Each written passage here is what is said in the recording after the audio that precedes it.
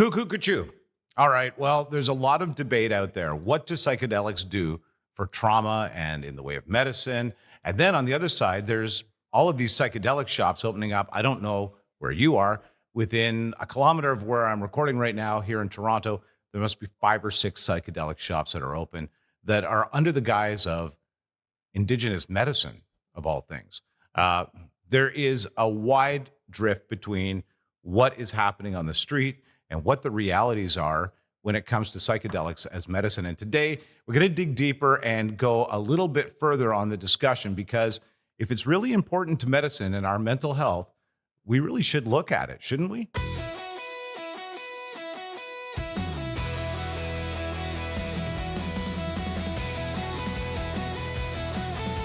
All right, here we go. This is a deeper conversation than probably you've ever had about psychedelics. And by the way, please feel free to write in. And if you have questions, I'll make sure that today's guest gets those questions. I'm sure that you'll get the answers that you need. Shah, thanks so much for joining us. Thank you, Mike. It's a pleasure to be here. Appreciate it. You're joining us from Noetic. Now, you guys have, and you're one of the co-founders? That's correct.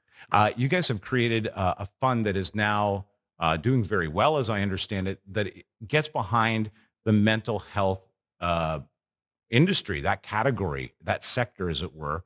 And part of that is the development of, I guess, psychedelics for treatment. That's correct. Yeah. We're a fund. It's a venture fund that is focused on, officially or technically speaking, the central nervous system.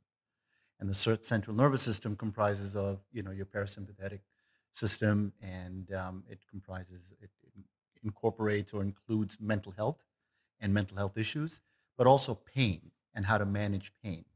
And so that is where we are focused. We've broken the world into its various components in terms of understanding, well, how many people around the world are suffering from various distinct mental health issues, be that treatment-resistant depression, major depressive disorder, PTSD, anxiety, all the way down to schizophrenia, bipolar, Alzheimer's, Parkinson's, traumatic brain injury that a lot of our athletes face, and so on. And then looking at what is currently working, what is not working, and how can we disrupt that. And all that's been transpiring in sort of the underground movement with psychedelics has given us so much profound anecdotal information and evidence to suggest we need to look at this more seriously. And so we decided to set up a fund 6 years ago to get into this, predominantly our own capital, and that belonging to our friends and family, and the rest is history. I mean, it's been a very difficult ride, but we stuck to our knitting, and we're very excited about the future. Very excited. I'm excited for you, first of all, from an economic standpoint, to see a company here in Canada breaking waves and doing well financially. That's amazing. And then to make a departure from the standard, I guess, or the traditional pharmaceutical world kind of also makes me feel good. And the reason for that is I think I'm now being trained that ancient medicine, organic medicines, plant-based treatments are starting to be really verified. There's veracity to the research. And has that just become more and more apparent on your journey? It has. It's really fascinating that, because I was having this discussion just yesterday with a very interesting group of individuals, very learned individuals, which is that I felt that there's a very distinct zeitgeist that's taking place overall, especially more so in Western cultures, also in Eastern, but more so in Western cultures, where there's this inherent distrust of institutions. Okay. Yeah. So when you take a look at what's happening in the crypto space, which I know very little about, but I know enough to lose thousands at a time. Yeah. So consult me anytime. It's a space that, I was trying to understand the philosophy behind it. And it's very simple. You don't have faith in the central banks. You don't have faith in the fiat currency. Right. You want to decentralize all of that. And that's really the crux behind what's, really driving crypto and the potential for crypto to get to where everybody's expecting it to potentially get to, and how that's going to take over in some cases. In the same way, there is a distrust for our medical institutions and our doctors. that are trained in certain ways. And it kind of actually surprises me that at no point in medical school do any of these soon-to-be doctors ever learn about the importance or the role that trauma plays in our life. It's Right? true that we now know, I mean, it's scientifically proven that parts of the brain retain trauma, that then this is the operating system for everything else in your body, your organs, your heart, everything. And that central nervous system Absolutely. obviously is connected. Yes. And so that we don't look at that is very interesting. We don't study it. We don't understand how some people are better able to cope and, have regulate their parasympathetic nervous system and others are not. Right. We also don't really truly appreciate and understand, how distinct trauma that happens at different points in your life have, bigger impact, lesser impact, so on. So we're not studying trauma. And when you take a look at, the phenomenal work done by people like Dr. Gabor Mate, and there's so many others, it all stems from trauma. It starts from trauma. Even Stan Grof, who's considered to be one of the father figures in psychedelics, in terms of understanding the importance of it and what it can really show us about who we are, there is a lot of his research is based on the trauma that we face just coming out of the birth canal. And he can show it scientifically that if you had struggles coming out of the birth canal, that actually impacts your parasympathetic system and, can have an impact on the way you operate and view life and even function. generational trauma Absolutely. seems to be another good example of that. That's an excellent one to highlight, right? Epigenetics has shown us that it's not just nurture, right? It's not just nature. It's also nurture. It's what we picked up from being in the environment that we are, and the surrounding that we are, and the way we've been raised, and the way we've been conditioned, right? Right. I think it was St. Francis of Assisi that said, "Give me a child underneath the age of 12, and I'll give you a Catholic for life." Right. Right. Right. So much of our conditioning takes place at such a young age, and we're told to wear different masks, and so most of our life we're learning to put on different masks for different people. You're a husband. You're a spouse, a partner, your sibling, your coworker. I mean, it goes on, and you put on different masks with different folks, and at some point you lose who you really are. And there's a beautiful line from Aldous Huxley in one of his books where he talks, we toil away in our everyday lives so that we can avoid facing ourselves. And that is the most difficult thing to do, is to face yourself in the mirror. That being said, the beautiful thing about psychedelics that we've seen is that it allows you to do that in a way that doesn't scare you. There's like I guess, a force field between us wanting to do that and having the ability to do that. It is a frightening bridge to cross to take a look at yourself. I've made these errors. I've had these regrets. I could have done better with this. I'm 110 pounds overweight, whatever the case might be. Yeah. Having a look in the mirror is the last thing. And I think human nature might have something to do with that. No, it very much does. It's the last thing we want to do. And, people don't realize, again, that a lot of our addictions stem from that because you're trying to escape something. Yeah. You don't want to look at something, right? Yeah. So whether it's work, we don't talk enough about work addiction and being a workaholic and how that impacts your family life and your own life and so on. There's all these other addictions to substances. There's also addictions to certain sex addictions. Those are all addictions because you're trying to avoid something and not look at yourself in a way. Not water. Not water. Margarita. I'm just kidding. It is margarita. But you're right. I can understand that. I think that's all become part of the general science of understanding ourselves. And mental health is making these breakthroughs every day. I see it. I think we all see it. Which is fantastic. And now what you say is some of that journey can be an easier journey, I suppose, or it can actually begin with psychedelics at the helm. Yeah, we've been so used to being led, right? You trust the government, you trust the institutions, you trust the establishment. And I think that there's been a massive trust deficit that's built over several years, of course. And so what does that mean? The point is that we're starting to take agency back, right? Which is, again, why the crypto world is there, why even in medical science, And we started to do their own research. They're Even looking at history Absolutely. through a different lens, finally, Oh, or, yes. The universe overall. Yes. Yeah. Yeah, no, exactly. And so that zeitgeist has allowed us to kind of go to electric vehicles. This is another example. Okay. We had electric vehicles back in the 70s. That is true. Right? Yeah. And today, I mean, yesterday I could argue with you perhaps and said, if as an auto manufacturer, you're not going into the electric vehicle space, you're probably going to lose out. Today, I'm not entirely that sure anymore, just the way things are going, but I still think that for sure, electric vehicles are here to stay. Oh, I think so, but Okay. I don't know that they are going to be the No, dominating that's where I would vehicle, agree right? with you.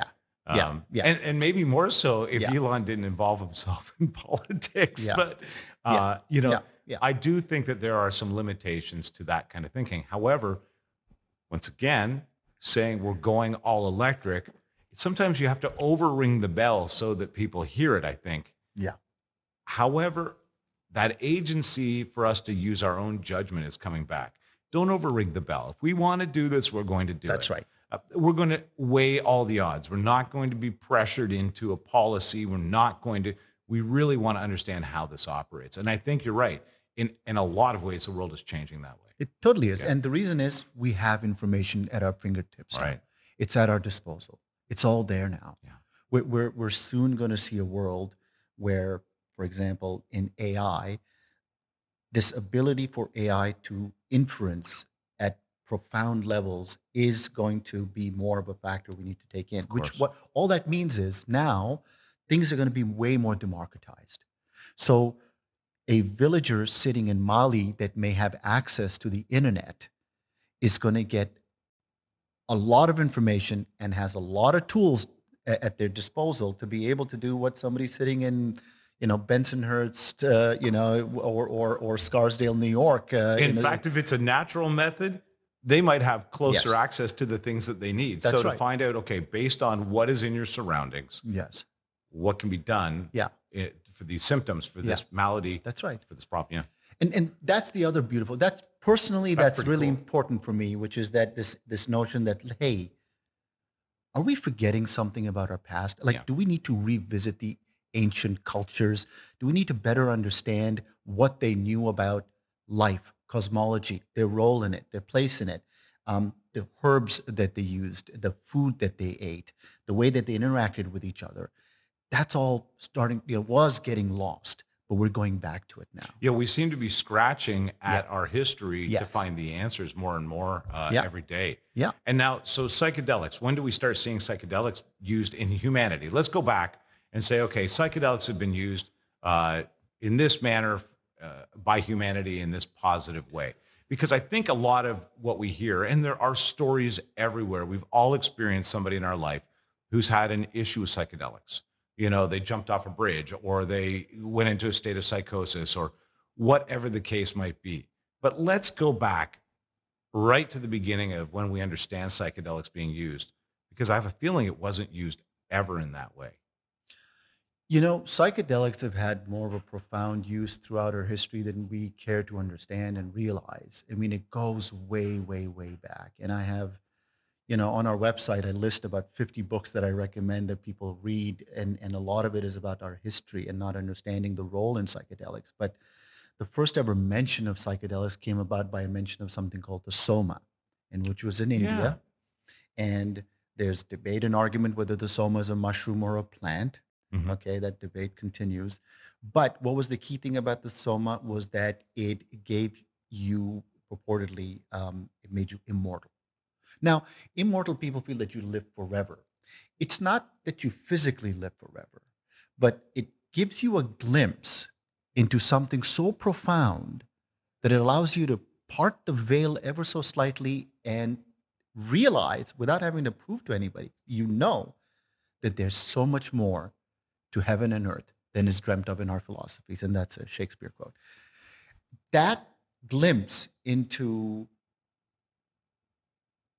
that profound, unending, nature of what we're all part of gives you that confidence to kind of come back and go, two things. I'm not alone. Right. I'm part of something really big. And Ergo, my depression shouldn't really be there. I'm not alone. There's no need. There's no need to Right. be alone. And you saw something and you realized your role in that. And this is not finite. No, it's not. And as such, your fear of death goes away. The way we understand death, right? And your fear of holding on to your ego. By the way, ego is very important. I don't believe in this notion of ego death. I think it's bullshit. Your ego is there to protect you, is there to make sure that you're okay and you're protected. Question is, who controls you? Is it your ego, or can you put it in the closet for when you need to put it in and take it out when you need to? It's very difficult to do that, It is, especially in our society, because everything is really, we're climbers. I don't care what anybody says. I don't care what guru you are going to. We're all climbers in this world. That's the mentality that we've been given. Yes. And the ego is required. Maybe I'm wrong. By the way, I have no idea what I'm talking about. But it feels to me like the ego is required to make that engine operate. Absolutely. Absolutely. It's a protective mechanism. It's protected you from get-go. It's a very important part of your thing. The key thing is knowing when to bring it out to help and protect, and when to say, hey, I got this. You're good, right? So right back to an ancient era, Yes. essentially, this was used as a way to give us, to take that ego element away. By the way, if I'm saying anything wrong, go ahead, correct me. Just to give us enough of ourself to see what else is beyond this plane, this existence. Yeah. So Soma was the first sort of depiction of it that we learned through literature, and that was in the Rig Vedas, right? In Hinduism, in the Rig Vedas, where we go, hey, what's that, right? And then the first ever piece of writing that really came out in Western civilization was on the Sumerian tablets, and that was the Epic of Gilgamesh. Beautiful story. Amazing story. Right? And in the Epic of Gilgamesh, again, Gilgamesh is out there trying to search for that plant that grows at the bottom of the river, which again gives you immortality. So there have been clear suggestions, okay, of the importance of some of these plant medicines that are playing a very pivotal role. Now, you go back and you take a look at, cave art. And this is, by the way, what first got me interested in this was a book that was written back in 2004-5 by Graeme Hancock. Love Graeme Hancock. Yeah. And Ancient Apocalypse. Exactly. Ancient Apocalypse. There's a he's very, his books, he has one that is, or several about psychedelics as well. There's one which is the really profound one. He mentioned psychedelics and others, but there's one that was originally titled Supernatural. Supernatural, that's correct. the one, yeah. And that had a name change very recently. It's now back on the market. It's called The Visionary. And Graeme is a journalist, and he covered Africa and so on for The Economist. I believe we can double verify that, but I'm pretty sure it was. And the initial books that he wrote were about certain mysteries that we misunderstood. The Sign and the Seal was a profound book about where the Ark of the Covenant actually is. And he discovered it was in Ethiopia. And it's there. It's been there all this time. We actually know it's there. It's being guarded by the Massa tribesmen. And these Massa tribesmen, once they get to the doors and they're guarding it, invariably all get cancer and pass away after a certain period of time. But the last expedition there, yes, there's not a surviving member of. No, there isn't, right? And even the camera crew.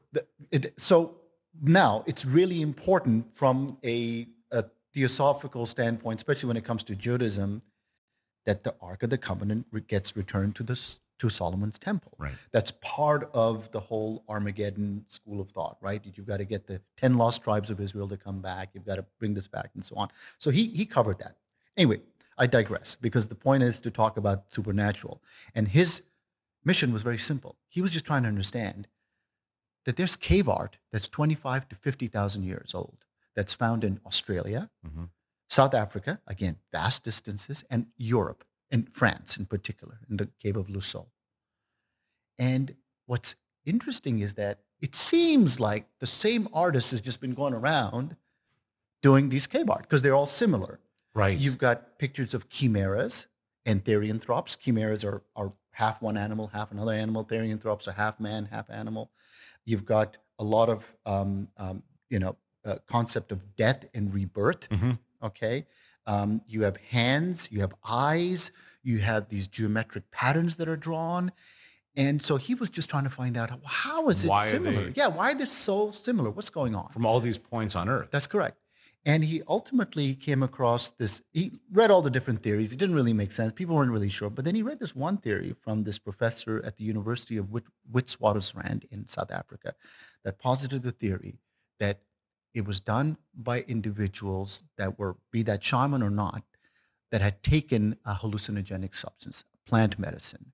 And these are the distinct things that they all saw. So regardless of your ethnic background, your religious background, where you were brought up, who you are, what color you are, it doesn't matter.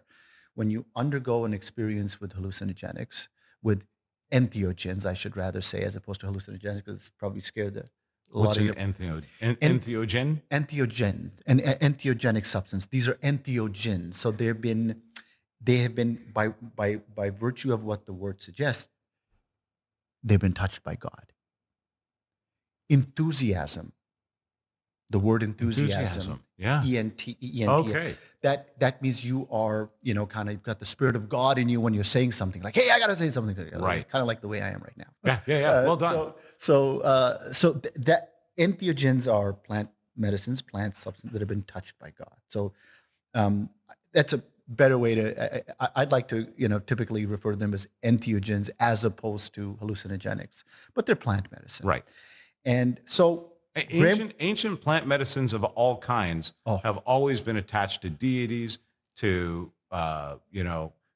process of religion, and this goes even deeper, Mike. It's so fascinating because you've got tribes in West Africa that have been ingesting and using Ibogaine from the Iboga plant. Okay, that grows indigenous in Gabon, and they've been using it to in sort of according to their narrative, to communicate with the Sirius constellation, which is the dog star, right? The dog constellation. Their deity, because that's why they're called the Dogon tribe. And they knew about the exact makeup of the Sirius constellation before we had telescopes. They knew about the dwarf star, and everybody said, "You're full of shit. There's only two, whatever." And they said, "Here." So, how do they know? Why do they communicate with the dog star? They say they're communicating with their dead ancestors, so on. But that's their history. That's that tribe's history. That's their narrative, what they've done. With psychedelics, this is their experience. That's correct. Their application. That's correct. And the result. Yes. And what we discovered was that, wait a second, Ibogaine from the Iboga plant has profound impact on those that are suffering from any kind of addiction, especially heroin addicts. Okay. Because once you ingest and have that experience with Ibogaine, there's something called nor-Ibogaine that stays in your system for up to 3 months, and it fights the cravings. If you can get a heroin addict off heroin for even a day, that's pretty miraculous. It is an incredible feat. But we're talking about like 6 months to a year that they're off it, and then you've got to, of course, have other sort of, programs in place to get them off. But in that time, you figure that they have detoxed. That's right. They've got a program underway. That's right. Started to get their life back. That's right. That's right. And they may never go back again. They may not. The key thing is to also understand the plight of the heroin addict. And the best way it's ever been explained to me is by way of Gabor Mate, who said, listen, when heroin addicts take heroin, here's how they feel in two different ways. One is they feel that their mother has just come around, and most of them don't even remember their mothers. Right. And has given them a warm blanket and a hot bowl of chicken soup, right? And they're feeling loved and nurtured. That's how they feel when they're on heroin. The other ways in which heroin is explained is coming out from the cold, bitter cold, and standing under a nice, warm, hot shower. And that sensation of the shower hitting from your head down, that sensation going all the way down, down to your body, that is what they associate with that experience of being under heroin. So all it is allowing them to substitute heroin for something else that gives them the kind of dopamine trigger, all right, and the serotonergic experience to kind of feel that they've got the quick fix or high because it's coming through natural means, love, support system, confidence, Right. knowing that people got your back. And then, of course, also, looking at the world from a little bit more of a blissful standpoint to And say that my well, life is instead good. of scratching at your insides to get out. That's right. That's right.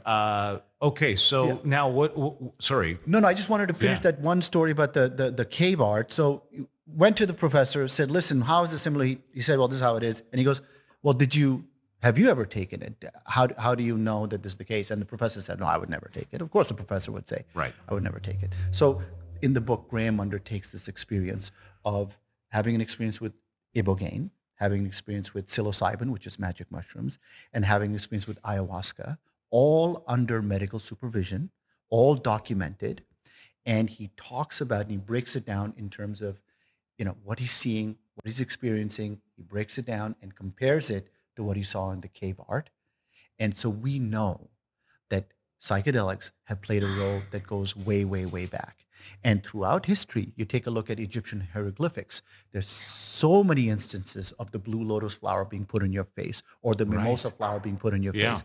Those are all, very strong, they have strong entheogenic properties. Okay. So, but why were they used? Who used them? What was the purpose?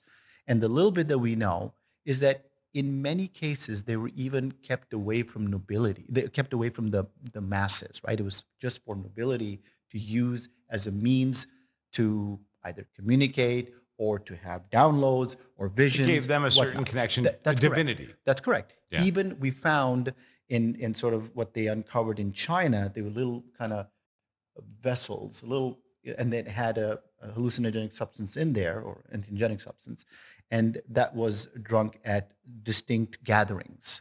So we know it's being used. We know it goes back. It goes way, way back in history. And there's a profound book written by Brian Murarescu and Andrew Coe, which is called The Immortality Key. And all he did was, and Andrew Coe's at MIT. Brian is a phenomenal journalist / author, and he spent 11 years. They spent 11 years writing this book, and all they did was they went back into sort of the museums of antiquity and they scraped the bottom of the vases and and these pots to just see what was the archaeochemistry in there, and their view was that most of all the wine was laced with psychedelics to the extent that they have made a very strong case that the Eucharist, as we understand it had that layering of psychedelics there. It's all in the book. On the tongue. That's correct. Interesting. Another one that gets my attention is ayahuasca, where it's comprised of a root and a leaf that have nothing to do with each other from two different parts, from a great distance apart from one another. How did and by the way, ayahuasca, maybe a quick 2-minute description of what ayahuasca is and how it's being used. And then maybe unravel that one for me. Whoever discovered, okay, if you put this and this together and you cook it at this, how did humanity find this, what seems to be a very effective cure for trauma, drug addiction, and many other mental illnesses in many people? Mm-hmm. This started with me going down to Brazil in 2009 with Graeme and a few other academics. There was Michael Winkelmann there and Luis Eduardo Luna. It was his place in Florianopolis. Luis, who taught Spanish and anthropology at the Swedish University in Finland, it's a thing. Okay. And was there for close to 40 years, bought this 16th century Jesuit monastery up on a hill that was overlooking the bay, and a beautiful spot. And he created a garden around it, even grew ayahuasca and other entheogenic plants. And I went and had an experience there to truly understand and appreciate the ways of the Shipibo tribe, which he's a master at. And so this is one of those bizarre kind of situations where you go, listen, there's 100,000 different species of foliage in the Amazon. Yeah. But only if you take this vine and you combine it with that particular plant, do you get ayahuasca. So analogy I use is you're seeing a tornado or some sort of whatever wind tunnel thing kind of going through a junkyard and creating a Mercedes C-Class to the T. It's amazing. Like Right. to really, this is the thing about many psychedelics that I find fascinating. Yeah. That somebody had to figure this out. Somebody pulled a mushroom out of the cow poo and thought, I'm going to ingest this. Yeah. That was the Stone Ape theory, right? That's Terence McKenna's Stone Ape theory, which is theory. that there was a massive shift in our consciousness, in our cognition, in the way we operated as humans 200,000 years ago. Right. And that was because somebody decided to follow the shit and pick the mushrooms from it and go, this is doing something for me. We got to have this. And it changed, right? And that was a paradigm shift. Now, with in this particular case, when you ask these indigenous communities, so first of all, ayahuasca is a vine. Ayahuasca itself is just a vine. Right. Okay. Okay, it's just a vine. There's no hallucinogenic properties to it whatsoever. If you just have that vine on its own, you boil it, you drink it, nothing happens. Okay. Now, there's incredible properties to ayahuasca. It's got 124 molecules that we've now discovered, which are all very important. It's got harmine in it. It's got other. So it does have some great benefits. And in fact, in the Amazon, they make a syrup out of it. They give it to children. They make eye drops out of it. There's other things that they do with it. Oh, fascinating. But there's nothing hallucinogenic about it, right? What it has, core part of its makeup as one of the molecules it has monoamine oxidase inhibitor, which basically means it has the ability to suppress your stomach acids from eating anything or digesting anything. So when you combine the vine with the chakruna plant, which is where DMT resides. Okay. Dimethyltryptamine, right? That's that's all living things have that. It gets secreted in copious amounts, close to death. It's I've in heard your, this, it's in your heart, your lungs, and your heart, and your brain. Which it's some all over. believe is the invitation to this eternal existence. Right. Looking at it from one perspective, you would say, "Wow, I guess it's opening a portal up, and your soul is going." Now, that may well be the case. Let me just have that. No. It's you can definitely have it, but what we've also discovered is that what DMT does in a profound way is it oxygenates the system. So the reason why your body releases it, it's your body's last-ditch effort to oxygenate and keep you alive.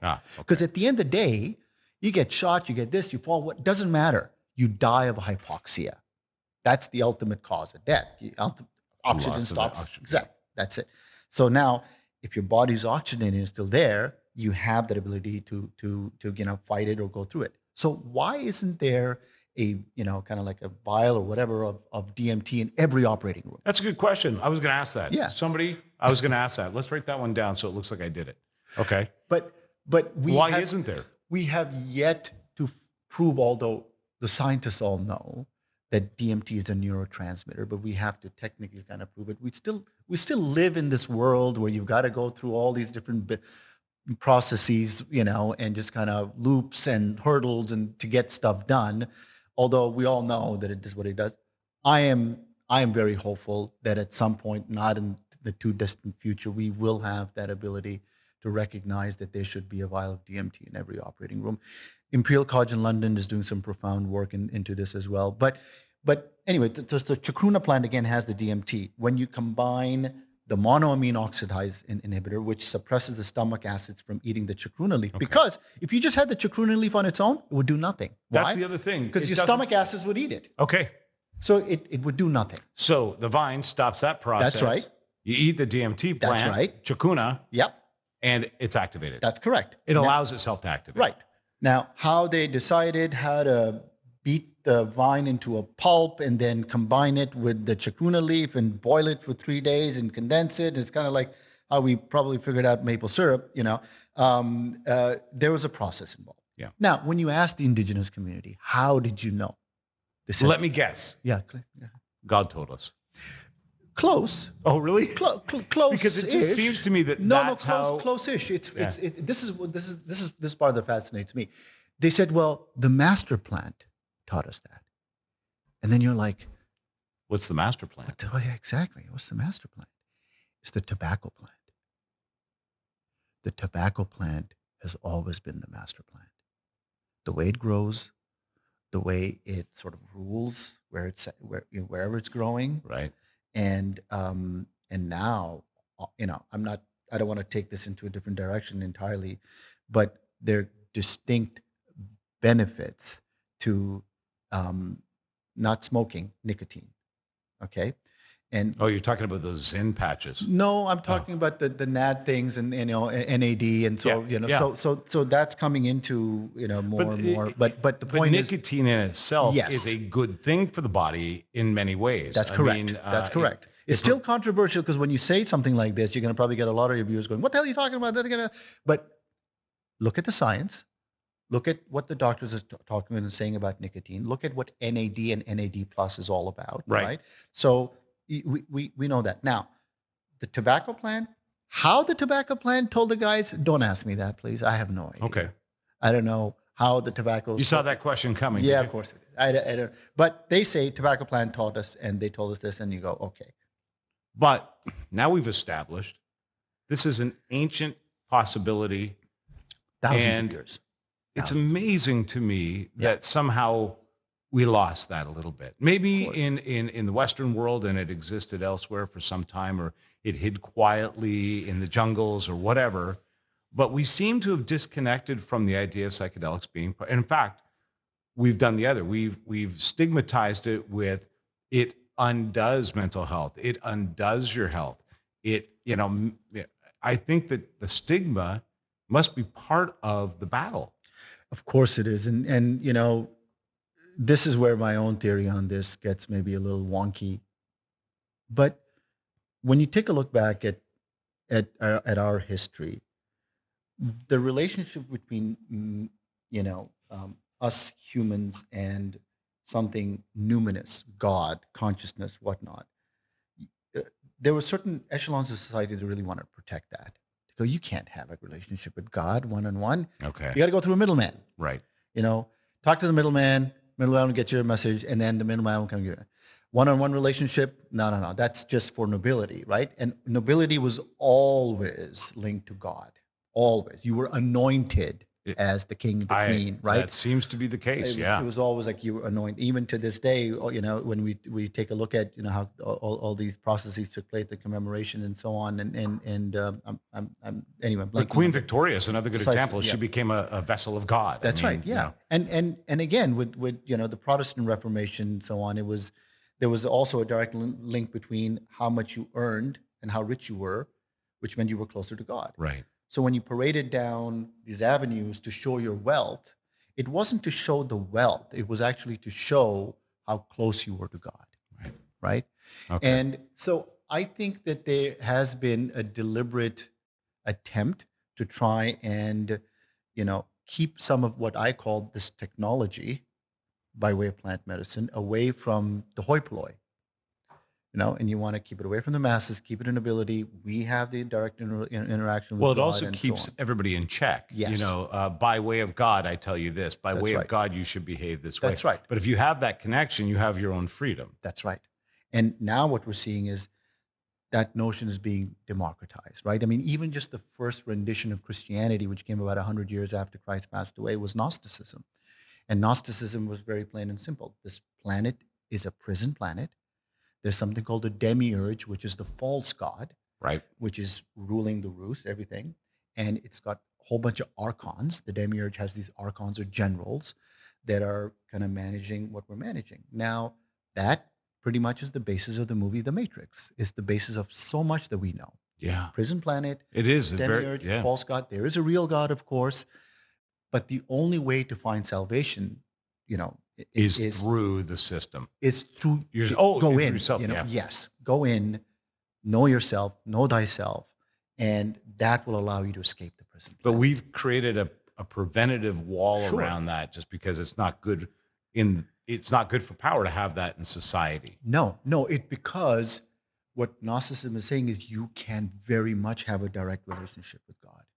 It's the same thing with Sufism, which is the mystical side of Islam, right? Which mainstream Muslims would consider Sufis as not Islamic, not Muslim. And what the Sufis did, you've probably seen the whirling dervishes, Yeah, right? right. Head at tilt, like the axis of the earth, one hand up, one hand down, Yep. right? And they've got a black robe on, which signifies your body, but then that black robe goes off and it's everything white inside, which is your soul, which is your spirit, and you're whirling. It's beautiful. You're dance. You're always going to be in that dance with consciousness. You're one. And there's a very popular belief that because the Gnostics were completely kind of wiped out and they were persecuted against by the Roman Catholics, they kept moving east. They were in France for a long time, but they ultimately moved to North Africa, Right. which Okay. was really ultimately kind of like the birthplace of Sufism. And so my theory is, and this a lot of people talk about it, is that Sufis are Gnostics in hiding. Okay. Because it's you go into a trance and you And have then that direct relationship with God, whether you do it through music or dance. And the real you Yes. emerges. You then realize who the real you is, which has always been, you're just a simple drop from the ocean, but you're part of the ocean. It's hard to believe I'm having a conversation with somebody in the pharmaceutical industry of the new age. And by the way, I didn't leave that conversation behind. I do appreciate us getting this perspective Yes. on modern medicine. Like Yes. where ancient medicine becomes modern medicine, Yeah. to me is fascinating. And I think to many people it's becoming more and more accepted. Yeah. What psychedelics are being used and for what? So I'll let me give you one really important piece of historical information here, which is critical to this, which is that in 1949, a guy called John Cade in Australia realized that lithium salts were game changing for people that were suffering from mental health disorders and issues. Because back in the 40s and the 50s, if you had a very serious mental health issue, you were institutionalized. Yeah. We all saw those movies, Yeah. right? Shutter Island, all of that. And a lot of very famous families are noted for having had a family member that was institutionalized, either in the home, they're up in the attic, they're JFK, like the JFK, Kennedys, and JFK's sister. So absolutely.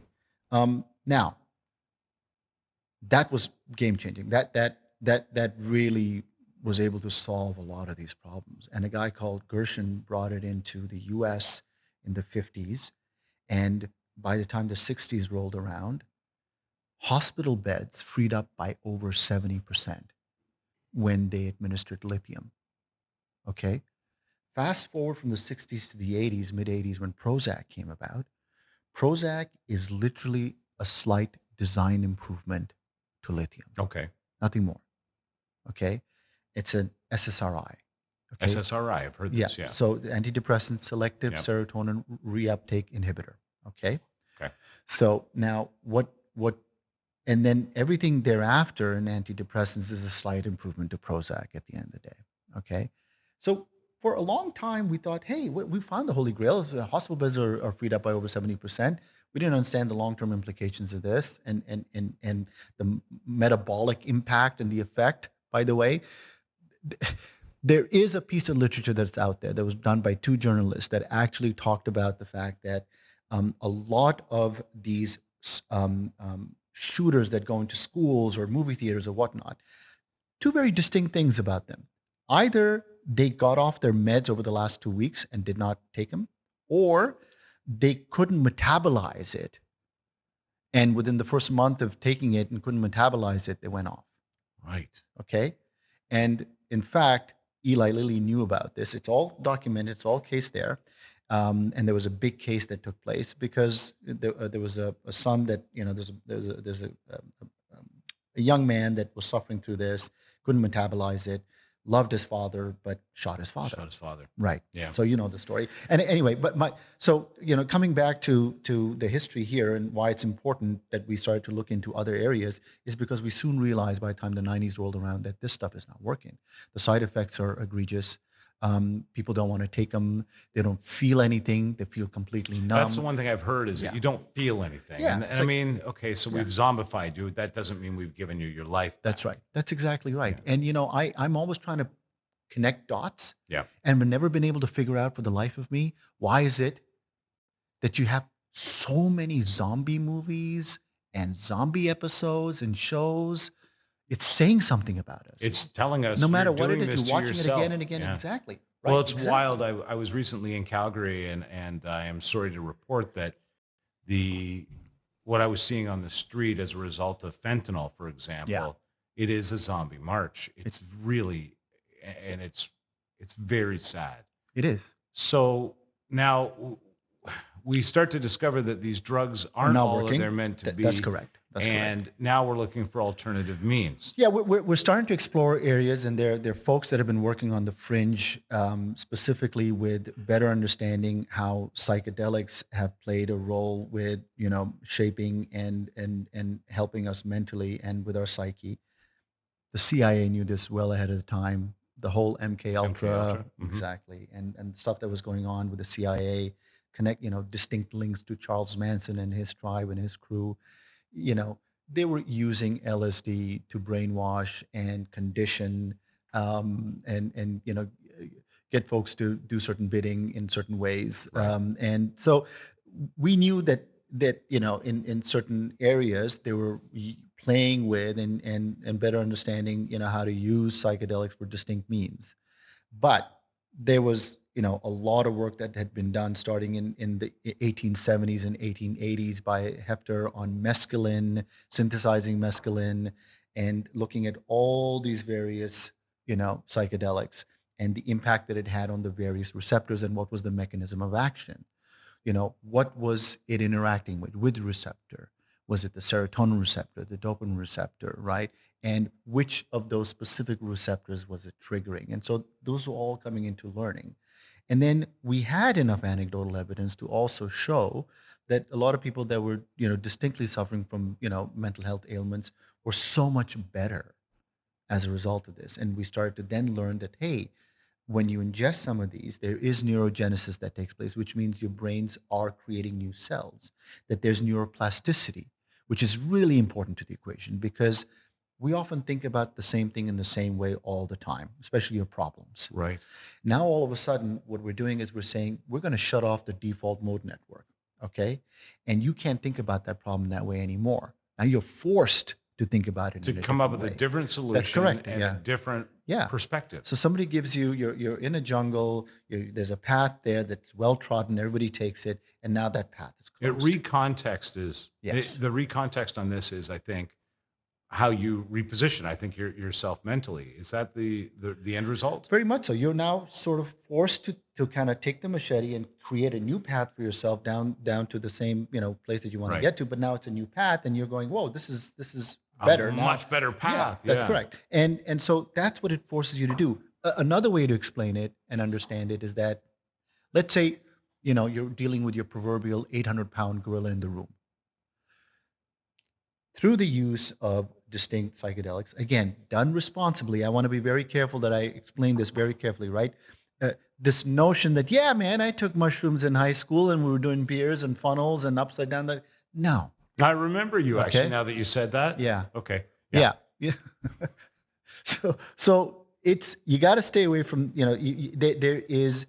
have to revere these things, these substances. There's a protocol in which you take it. You have to prepare for it in advance. There's also work you need to do afterwards. But that being said, that's important, actually. Very important. That's an important stop. Incredibly important Right there, part of this. And also, I will say to those that are listening that are under the age of 25, including my daughter, that your brain is developing to the age of 25. Right. Okay?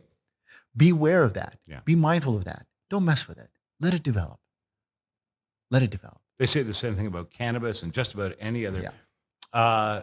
Okay, so now it's funny because I have this discussion with people. I will tell you, Saad, that I am a proponent because we have a mutual friend who has your partner, actually, in one of your partners in this business, has really kept me informed over the years what's going on scientifically with this. And I asked you to talk about the history of it and the ancient element of it today to make people realize that this is not new discovery, No. that we're not just messing around with the 1970s chemicals now, that there is an application. And the comparison that I make is, and I actually brought this to the table at home the other night, was fentanyl's terrible drug, right? Mhm. We've got a fentanyl problem, don't we? It's also the number one way we treat pain in measure according to the prescribed amount, and it can be used effectively. But when it is put to the street and synthesized and mixed and made an escape mechanism, that's when it becomes a problem. Just like any drug. You know, the Adderall. pure definition of poison is about dosage. That's what it is. Poison is always just about how much of what you're taking. You could be taking copious amounts of anything good even, and it'd be bad for you, right? It's about dosage at the end of the day. And so fentanyl has a purpose in science and anesthesia, in pain management. But once the commercial aspects get in and you realize, wait a second, we can, this is just a quick way to make money in such a profound way, it kind of takes over. And the reason why none of the big pharma companies have been focused on CNS more broadly, but also CNS away from SSRIs. Again, CNS being the central nervous system. And all their focus has been on, cancer, cardio, immunotherapy, immunology, is because that's where the money is. And they seem to tamp down symptoms with pharmaceuticals that can be pumped out. Because here's what it is. It takes on average about 9 to 11 years to be properly diagnosed with the kind of, mental health condition that you have. Okay. Yeah, okay. There's a long waiting line. And There's then by a the time you get in the process. system, there's a process to truly understand it. Okay. Then you get on these meds and you realize, I don't need to be on these. I hate these meds. They're Right. ruining my life. Okay. But you can't get off of it now, because if you do fast and furious, you'll be one of those guys that walk into a movie theater or the school and start, whatever, or it can have a very adverse effect, of course. So there's something called the Taylor Horowitz method, and which is that you've got to decrease to the tune of 6 to 8% every 6 weeks. Okay, so you're reducing your dosage, Okay. but that takes another bloody 11 years in some cases. That's a long process. Yes, That because percentage is so minuscule. and because of comorbidities, that most people are not just on one medication; they're on 6. Right. Because of PTSD, they're also dealing with major depressive disorder. Because of PTSD and major depressive disorder, they may be dealing with fibromyalgia, which is simply, pain plus PTSD. That's Right. kind of the Okay. definition of fibromyalgia, right? I've got pain in my body. It's trauma related typically. It's because of some PTSD, and now my body is showing. Well, me if where your the central pain is. nervous Yeah, system yeah. is reacting That's right. badly to trauma of some That's sort, right. it's going to have some sort of nerve-related effect. Absolutely, Whether absolutely. it's fibromyalgia or something Yeah. else. So now how you're out there putting money behind companies that are breakthrough, not just in psychedelics, but in many areas. Mhm. But where on the psychedelics end are these applications being made, and with what psychedelics? The key ones are psilocybin, which is magic mushroom. Mhm. Okay, and the work that's being done there. Like, first of all, that ketamine's already out there. Ketamine typically gets talked about as the first real psychedelic that's already legal out there, and there's so many clinics, and they've only got one thing on the menu, which is ketamine. Right. And regardless of what your problem is, it's kind of like, I have a hammer, everything looks like a nail. Right. So ketamine will solve the problem. Come in, no matter what your ailment is, which is not the case. Now, there's nasal sprays, there's intravenous, and so on. But it isn't. Ketamine is a horse tranquilizer that's been legal for 50 years. Okay, and but with true sort of psychedelics, which is magic mushrooms or psilocybin, which is LSD, Iboga or Ibogaine from the plant in West Africa.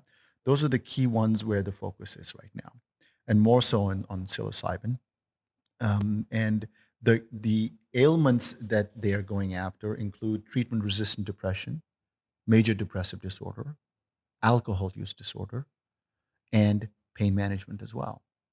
And pain management is, again, the opioid crisis, the fentanyl crisis, the Oxycontin crisis, right? That's, you get on these pain meds and to try and alleviate a little bit of pain, and next thing you know, you're hooked. You're done. You can't get off of it.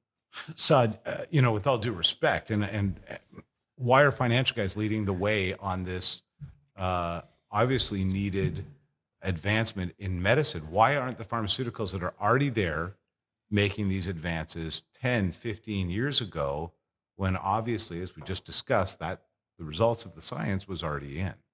Results of the science have been in for a long time. Pharmaceutical companies love a product that just keeps getting used and used and used and used and used, right? So once you're on an SSRI, I got you. Yeah. I got you for a very long time. And hopefully you're also taking my other meds for your other ailments in mental health, because they're comorbidities, right? You're not just PTSD, you're also major depressive disorder. Right. So you're taking other things for those things too. So if we cure everything, you're done. Yeah. Look, there's no exit. Yeah. I love listening to certain sort of philosophers. And by the way, I find all these philosophers rascals. And one of them was Osho. Okay. And he talked about the fact that why can't we turn our entire medical system into a construct where you find your family doctor, you pay the family doctor regularly, as long as you're healthy. Right. As soon as you're not healthy, stop paying the hospital. Hey, take your foot off the pedal. That's it. I'm not paying anymore. Right. Get me healthy again. I'll start paying you again. Right. Ours is the other way around. It's like, it's designed, it's incentivized to keep us, unfortunately, unhealthy, because that's the business for pharma. The more unhealthy you are, the better it is for pharma, and we go there. Now, what happens then is that, they start to realize, and they're always looking for, from their sales team, where is it, and the marketing team, where is it that we can generate more revenue? What are the areas that we need to look at? So we've exhausted oncology, or starting to exhaust, and we're exhausting other areas. The central nervous system, mental health is taking on a big focus. Why? Pandemic had a huge part to play in that, right? All of a sudden, people came out and started to talk about it a lot more. The amount of CEOs that I've heard of actually come out and say, I suffer from bipolar. Yeah. You're like, holy, wow. No, so the people discussion, the discussions are the acceptance Absolutely. of us saying, okay, Absolutely. You still be part of my friendship, Yeah. still be part of my company, still be part of my world. That's right. We are going to be part of the nurturing that you need. That's exactly That's it. happening. That is. Yeah. That is happening. And that conversation, that discussion that really came from grassroots, and that's a beautiful part of it, has kind of forced the hand, again, of another institution, another establishment in our ecosystem, which is the pharmaceutical industry, to kind of go, okay, well, let's keep an eye on it. Let's see what happens. Okay. So, right. Great question. Why the hell did some finance bros decide to get into this space? I don't see you as bros, by the way, but I know what you're saying. No, but you know what I mean? Like, I personally am a little shocked as to why the government hasn't taken more of an initiative. I'm definitely disappointed with some of our bigger institutions here, the likes of the Canada Pension Plans, Ontario Teachers, the Hospitals of Ontario. I mean, these guys should have been in this in a bigger way to kind of go, we've got huge portfolios, 600 billion plus that we're managing. Why can't we put less than $500 million to work in trying to discover, do the research, but also own the IP, fine, the intellectual property, that is, the patents, on some of these things, but let's research this area. Mental health is such a big issue. No, Sud. We have to put that money into the Downsview Park to build a stadium and do something with the airplane hangars. Yeah. But I know that misdirection of thought. I do believe that you're in the right space at the right time, because we are making a big sea change. Certainly in the West, maybe in other parts of the world, they've been there for a while. Yeah. But to see that this is doing well for you guys. I mean, this is not a venture that fell on its face. Immediately, the results were staggering. Yeah. No, look, any which way you would have sliced and diced it, it was a dumb business move. It made no sense. You're going into an area that is absolutely new. There's not much research in it. There's all the stigma against it. And it's, starting to get better understood, but it's not there yet. Warren Wright, who's my business partner, my best friend, my brother. And we worked together for over 21 years. And collectively between us, we've raised over 20 billion in our careers from institutional investors for hedge funds and for the businesses that we ran in the hedge fund and fund of hedge fund space. And Remind me, I have an idea to pitch you for my new hydro flask. nice. It's actually, they have already been invented. But anyway, I digress.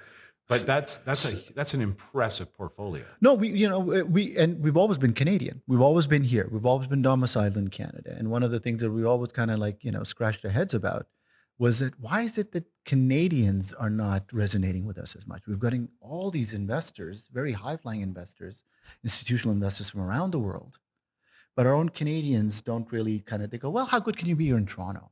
Right? Wow. And I come back to this notion that there are two countries in the world that really understand this notion of a tall poppy syndrome. That's Australia and Canada. They understand it. As soon as one poppy grows taller than the other, you cut it off. Got to be like the rest. So that's a different discussion, and that's why I also feel that please come back for that discussion. Oh man, I don't get me on that discussion. That's like, why have all our best comedians left, our best actors left, people in the entertainment industry, sports industry? We cannot wait to stop ourselves. Right. Yeah. So anyway, so the point is, and I forget my point actually, but coming back to just the acceptance of this as from a business perspective. It made no sense for us to be in it. Okay. We saw a few opportunities at that time. Compass Pathways was private. We had Cybin, that was private. We had a few that were private that we felt that given the data that they're suggesting and showing, given the path that they're on, whether the pharma companies will come into it or not, people will want it. They will want that solution. I don't care. That makes sense. I'm willing to give it a try because everything else has not worked for me. Right. Okay. And as such, we made a bet. So Warren and I put our own money to work. We put money to work from friends and family because they were interested. It was a mission-driven exercise for us, and more people started to find out. And we ended up being we're a modest organization. When I talk about billions before, I mean our assets under management are over 200 million in this space, but we are one of the largest in the world. That's still impressive. If not perhaps the largest in the world. And we've made a lot of investment in psychedelic drug development. Now, I went to the institutions and I said, guys, I'm not understanding why you're not looking at this. You have all these constituents, be that shareholders, employees, that are suffering from all these various mental health ailments. This could be a real thing in 4 to 5 years. Why aren't you looking at it? Well, they would come up with all various reasons. Oh, talk to this department. Maybe our philanthropy department look at it, or maybe a charity department look at it. And they're like, wow, so fine. We decided to do it anyway. And the last 5 to 6 years have been brutal. They've impacted our lives. They've impacted our waking and sleeping. They've impacted our relationships with our kids, with our spouses, with our partners. It has been brutal. It has not been. In fact, I would have to double kind of think about it if you came to me 6 years ago and go, okay, here's what you're going to look forward to. Here's what may happen after the double it and I'll think about it. Yeah, exactly. Yeah. So, but that being said, I'm so glad we stuck to our knitting, and we're now at a point where these companies that we seeded, that we went in at valuations of 8 million, 10 million, 12 million, are now being acquired for well north of 1 billion. Wow. And by pharma, by big pharma, because they're realizing, wait a second, you just showed me results just through phase 2 trials. Like in FDA trials, you go through 3 phases, phase 1, 2, 3. Phase 1 is to see if there's any toxicity. Right. Phase 2 is to see if it's efficacious with a smaller pool. Phase 3 is to see if it's efficacious with a larger pool. And just in phase 2, they're being shown results that have never been seen in the history of psychiatry. You put any SSRI up against this, and you're going, holy shit. How can you ignore this? Now, the Otsukas and the Ab. Also, they don't want you out there making noise that might actually light a fire against them. Almost better to be part of the societal change, even if only by perception. Sorry to be skeptical, but that seems to be their MO. True. Okay, we'll do it because there's a trend. But a more nefarious pathway that they've often taken is to quickly go in, buy it, shelve it. Yeah. Never see the light of day. I heard a funny story, and I won't keep you much longer. By the way, if people wanted to find out more about Noetic, you can get one of these wonderful hats, I'm sure. Where could they find out more? Well, you can go onto our website, noeticfund.com, and we've got a lot of resources there. I mean, we're very mission driven. For us, it's so important to get the word out there that, look, there are solutions that are coming, and that are underway that we all should get very excited about. And as I mentioned, major depressive disorder, alcohol use disorder, pain management are the key things that are front and center, right? We've also got general anxiety disorder that is being tackled in a big way, treatment-resistant depression, just by virtue of the term. Yeah. There's no treatment that impacts that form of depression. It's resistant to all treatments, right? Is the key. But we're word. done with treatments. We set out on a mission to find cures. Why? Not because we were stupid and just woke up and said, let's find a cure. It's because there was enough evidence to show that cures in this area are possible. It's the one area of science in medicine that never finds a cure, right? You break your arm, you go to the hospital, you get it fixed, whatever, everything out the heart or whatever. Mental health, you're seeing a shrink for the next 20 years plus years, or you're on meds or whatever, you never get better. We're done with that. The holy grail for us is to see a future, and this I credit entirely to Warren. It's a beautiful analogy that he has, and a way to explain it is that, we go now to a dental hygienist for preventative means, right? Mm-hmm. Before you used to go to a dentist every time you had an issue. Right. But then you started to see the dental hygienist twice a year, 3 times a year, 4 times a year, depending on the condition of your teeth and your gums. And they cleaned it up and made sure that it was healthy so that you wouldn't have to have these issues. You didn't need to have a root canal or cavities or whatnot. And that'd be great to see in mental health space. So that, if you and I were neighbors, Mike, I'd walk out and you'd walk out and you go, hey, how you doing? Have a good day. And I'd say, yes, Mike. And I'd say, oh, Mike, by the way, I can't make it to the barbecue tonight because I'm going into the clinic for my, annual or biannual, treatment with psilocybin, with whatnot, that, I really need to have a reset and to understand my place and just to function better. And everybody would be okay with it because it's a normal thing to do. That would be beautiful to see. I wish a world like that. Absolutely. Saad, thank you so much for joining us. Saad Shah, Noetic, and thank you very much to Warren, your good friend, for lining this up as well. Indeed. For Nia for joining us. For Nick and Brady, I'm Mike. We'll talk more about this in the coming days, and an upcoming episode about, and we didn't even touch on it too much today, but we will in the future. There's a gray market out there for psychedelics that's happening across the country.